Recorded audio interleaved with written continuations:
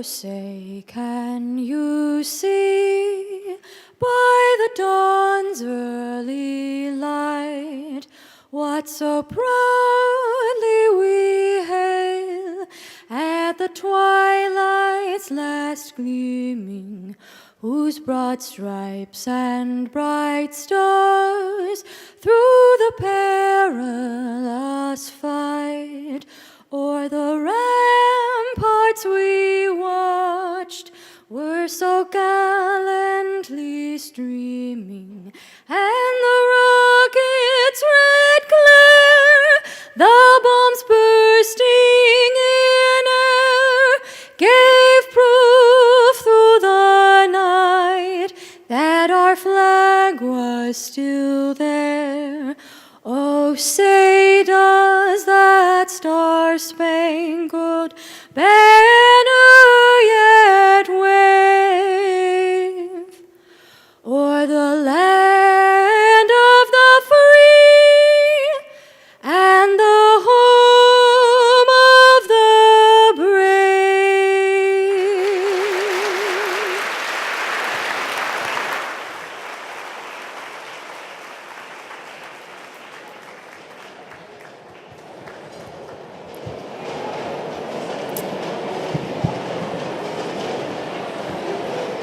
Thank you. What a crowd.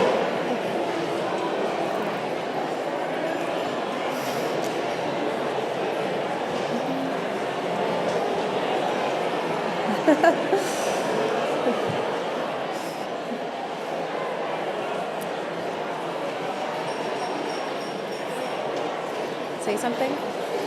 Wow. Well, thank you so much. Hi. Good evening.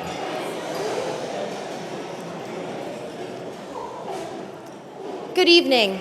My name is Carrie Lucas, and I'm the Managing Director of the Independent Women's Forum, and it is my absolute honor to get to welcome you tonight to IWF's annual award dinner.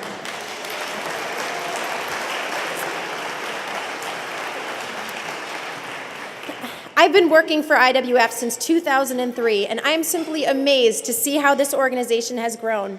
And really, IWF's growth and success is a tribute to everyone in this room who recognizes for the freedom movement to succeed, we need to reach more women and enlist them to our cause. And that's exactly why we have IWF. Thank you. IWF has been able to bring together a great group of women writers and spokeswomen who are dedicated to getting our message out to the public. At IWF, we have a vision of a world in which women have more and better opportunities, and we work to share that vision with the public and explain how it relates to healthcare policy, workplace regulations, taxes, spending, product regulations, education, and even foreign affairs. I'm so proud of the team that we have at IWF. But we also know that success will require the entire movement to do more to reach women. And that's why we're always looking for opportunities to partner with folks and to help promote the work of our allies, many of whom I see in the room tonight. And of course, none of our work would be possible without the support of sponsors like many of you, and that's why I want to first start by thanking some of our dinner sponsors, our diamond sponsors, the Ariel Corporation, and the Walton Family Foundation. Thank you, guys. The Walton Family Foundation is sitting right over there, and we're so excited to have you guys here. The Walton Family Foundation works to expand educational opportunities and empower children and families with more choice, all efforts that IWF proudly stands behind and works towards every day. Now, before we get started, I want to just quickly thank two women who've been instrumental in making IWF what it is today, and since they often get overlooked at events like this, since they're usually the ones running the show. Heather Richardson Higgins is IWF's chairman, but she's really so much more than that. She's IWF's tireless advocate, and she is the visionary who brought us our sister organization, Independent Women's Voice.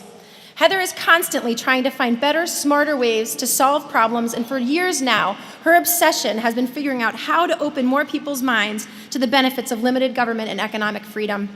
Heather's insights and her willingness to look past the conventional wisdom led IWV to develop fact-based educational outreach efforts that have been shown time and again to succeed in changing people's minds by educating them about how our economy, our healthcare system, and how our government actually work. And Heather deployed these strategies with tremendous success again this year.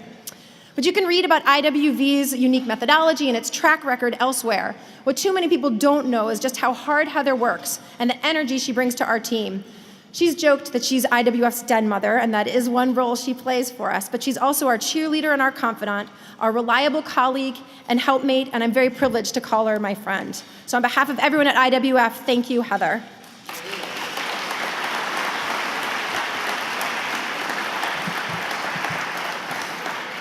And the other woman I'd like to quickly recognize is Sabrina Schaefer. Sabrina's been IWF's executive director for 5 years now.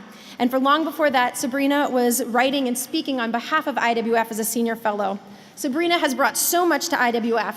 Her steadfast commitment to respectfully listening to all women and her firm belief that such dialogue can build relationships and change minds. When I look at the list of IWF's programs and how we're helping change the conversation about women and public policy, I see so much of Sabrina's influence and inspiration. When Sabrina first became executive director, she spoke about the need to profile women on the political right. Too few people, she said, even among us conservatives, know just how many impressive, multi-talented women there are on our side. So IWF has been regularly featuring such women for 5 years now, and we can do it for years and years more because of all the talented women there are out there. And I see many of those talented modern feminists that IWF has profiled here with us tonight. Sabrina simply excels at bringing people together and has transformed IWF from an organization into a real family. And with all IWF's great work and the great women, it's a pretty powerful family at that. So thank you again for your support of IWF and for coming to our dinner tonight. And now I'd like to welcome Sabrina to the stage to kick off our dinner. Thank you again.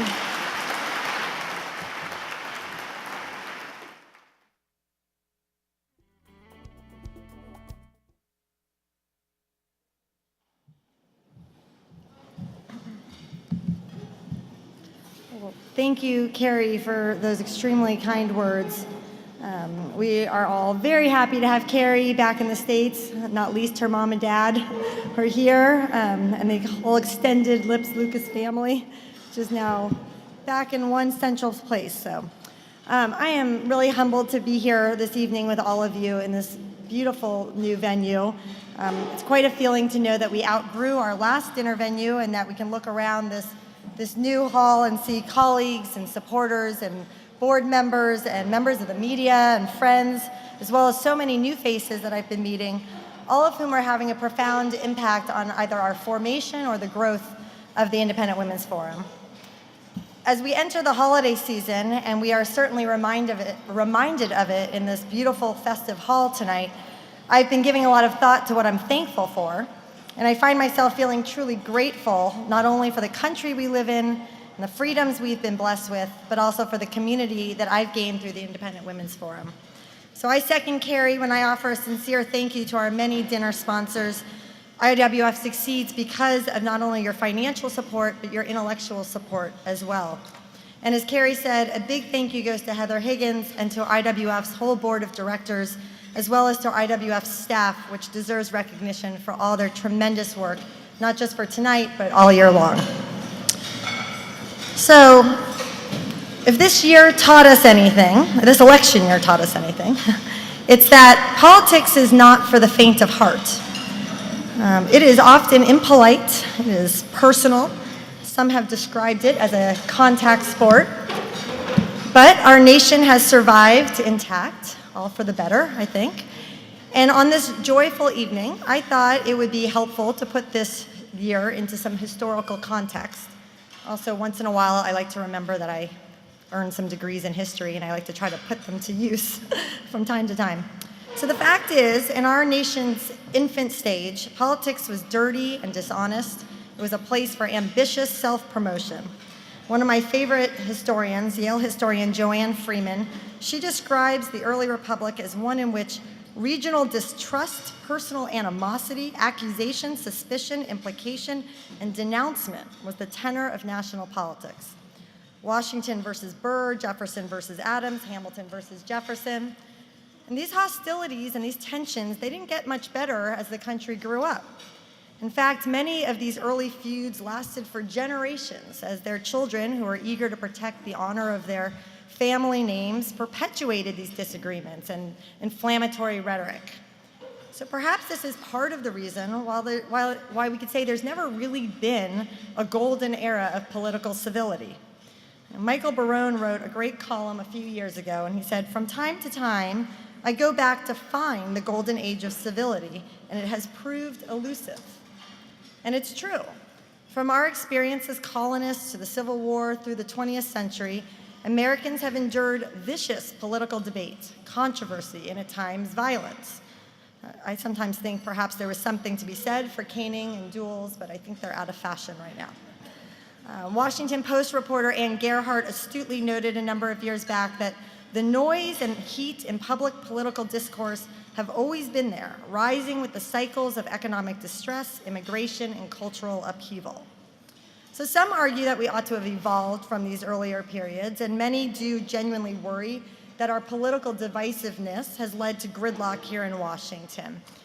But I suspect that our founders would see things a little differently. I think that they understood that a willingness to debate and disagree is a sign of a functioning, healthy democracy, and that political disunity, in fact, helps stem the overgrowth of government and coax more reasonable, modest policies into place.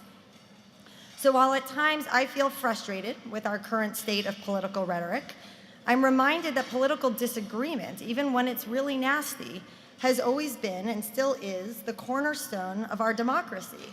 And it's a democracy that is admired and respected around the world. So it's worth noting at this particular celebration of the Independent Women's Forum that from these earliest days of our nation, it's women who have played an instrumental role in breaking through the political noise and rancor. During the early republic, when gender roles were rigid and women were largely on the sidelines of the political field, there was an idea that the Republican mother, as some historians have named it, served as a moral compass for their husbands and their sons, ensuring that they remained committed to these small r Republican values.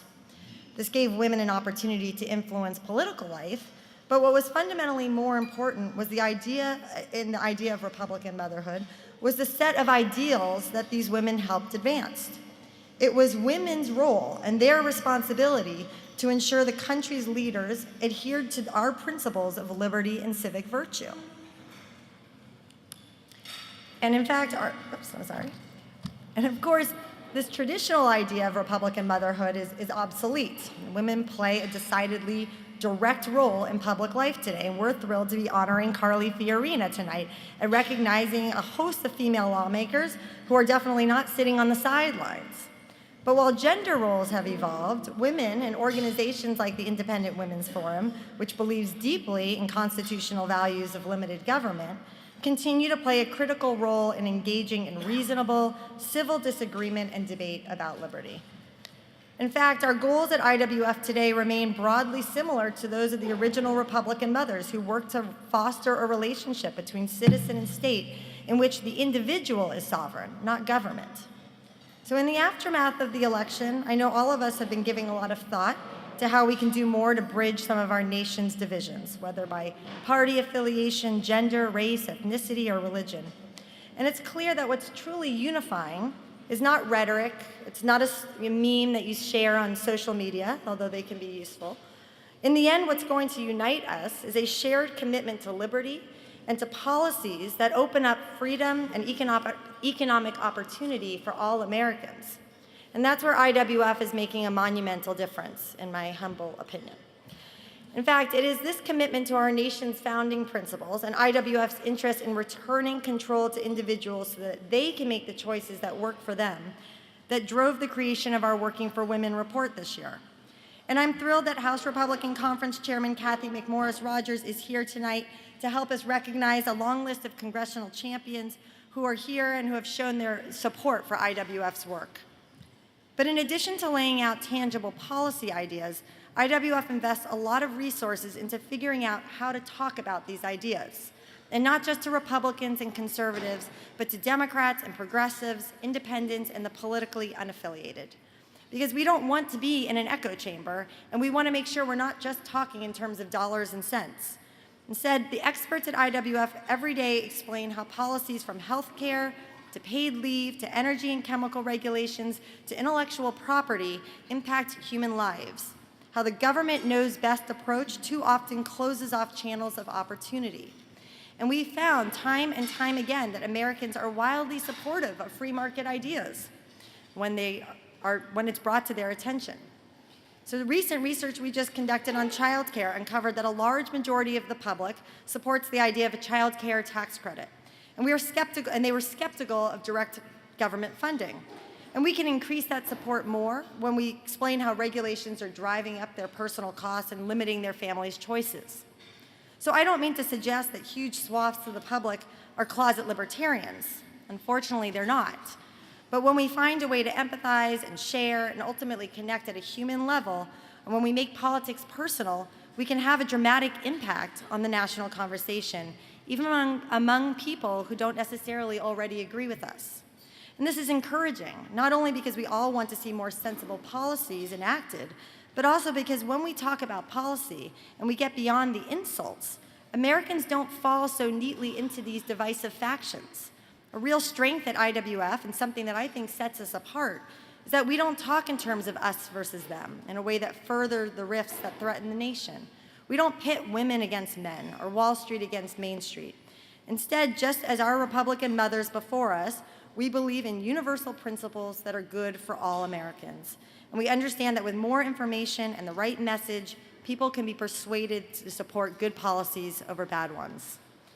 So listening to people and thinking seriously about how to create sensible policies that expand opportunity for all is a unifying activity. I think we would all agree that we have serious concerns in this country, and as a nation, even as a movement, we're not always going to see eye to eye. So while there may never be a golden era of political civility, there will always be a time for civil discourse, and perhaps even more importantly, for civil disagreement, because it's a vital part of making our nation better. So I'm incredibly optimistic that the new year and our new leadership will open up opportunities for fresh ideas and for positive change. And I'm thrilled that the women at the Independent Women's Forum will carry on this important tradition of Republican motherhood in its refashioned 21st century form, better shoes, and continue to advance our nation's core values of liberty, economic freedom, and civic virtue. So we have a wonderful program for you this evening, and with that, I leave you to enjoy your dinner, your neighbors, and I hope friendly debate.